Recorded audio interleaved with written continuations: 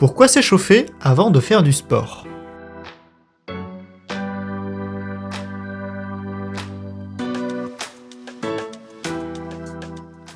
Alors, s'il y a bien quelque chose que tout le monde sait, c'est qu'il faut bien s'échauffer avant une séance de sport.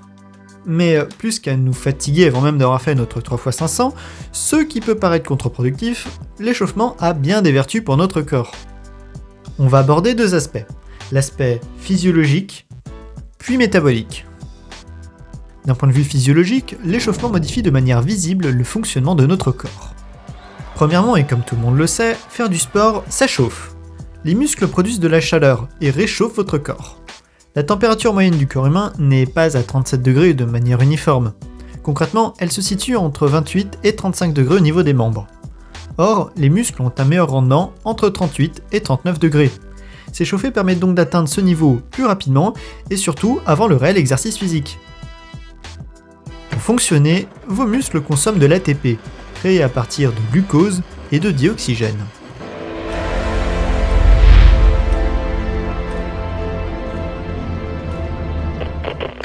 L'ATP est en quelque sorte de l'énergie pure et sa resynthèse est plus efficace à la température de 38 degrés. De même, en vous échauffant, vous modifiez votre rythme respiratoire et l'efficacité de chaque inspiration. On nomme ça la VO2 max et c'est le volume maximum de dioxygène absorbé dans le sang par votre organisme. Plus d'O2, plus de performance. Votre rythme cardiaque augmente lui aussi pour accélérer le transport d'O2 et de glucose vers les muscles. Enfin, les muscles et articulations gagnent en souplesse. Le muscle est ainsi plus performant et évite mieux la rupture, pratique pour ne pas avoir une déchirure musculaire. Les articulations de leur côté subissent une baisse de la viscosité de la synovie, le liquide articulaire, ce qui réduit les frottements. L'échauffement est aussi bénéfique d'un point de vue du métabolisme énergétique du corps, c'est-à-dire la manière dont l'énergie est créée. Pour faire simple, il y a 3 façons de produire de l'énergie. Elles n'ont pas les mêmes propriétés, mais se succèdent au cours de l'effort. La voie anaérobie à lactique ne consomme pas d'oxygène, uniquement l'ATP musculaire et la phosphocréatine. Elle propose une forte puissance, par contre sa capacité est assez faible.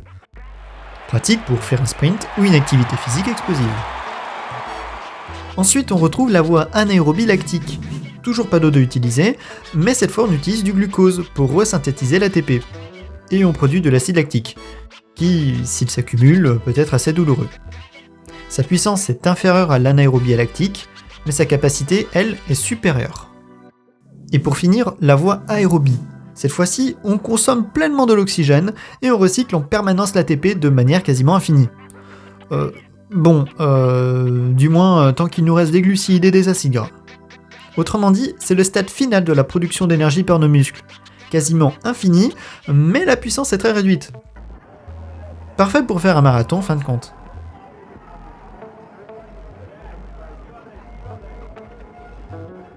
Bon, vous l'aurez compris, s'échauffer, c'est chiant. Mais ça permet à votre corps de gagner en performance en atteignant la voie métabolique la plus adaptée à votre pratique sportive. Et surtout, ça permet d'éviter les blessures et de trop souffrir durant votre jogging dominical ou un autre sport exotique.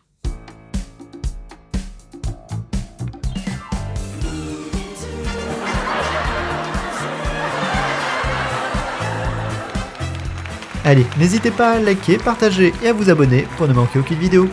À bientôt!